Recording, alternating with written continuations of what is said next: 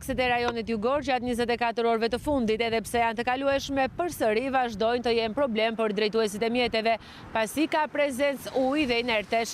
Momentalisht ndodhemi në aksin rrugor Gjirokastër Tepelen në vendin e quajtur Shkalla e Zez, ku prej vitesh mbetet pika më problematike për këtë aks. Si rezultati i situatës me fenomene ekstreme të motit me shira të rrëmbyshme intensive, një situatë e cila ka vazhduar për disa ditë, ndeshemi me probleme të vogla në akset rrugore nacionale. Dua të theksoj se nuk kemi bllokime të akseve nacionale në qarkun e Gjirokastrës. Ka probleme të vogla që janë prurjet ujore në rrugë, si rezultati vërshimeve të përrenjve, të prurjeve ujore nga shpatet, edhe probleme të vogla me depozitime të ngurta në sipërfaqe të rrugës që vijnë kryesisht nga shpatet e rrugëve. Kontraktorët janë në gatishmëri, ka patur disa raste me prurje ujore dhe prurje të ngurta, të cilat janë pastruar.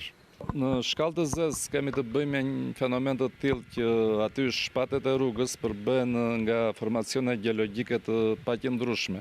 Edhe është një zonë që për shumë vite paraqet këto probleme.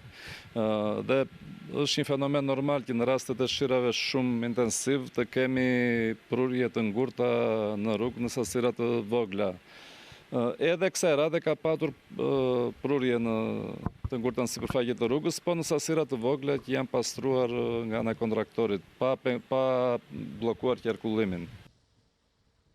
Një tjetër aks problematik në rajonin jugor gjatë sezonit dimëror mbetet Karditj Delvin, konkretisht segmenti rrugor pranë tunelit të Skërficës. Prej mesnatës së sotme, qarkullimi i mjeteve edhe në këtë segment është bërë me vështirësi për shkak të inerteve të shumta në rrugë dhe vërshimit të ujrave.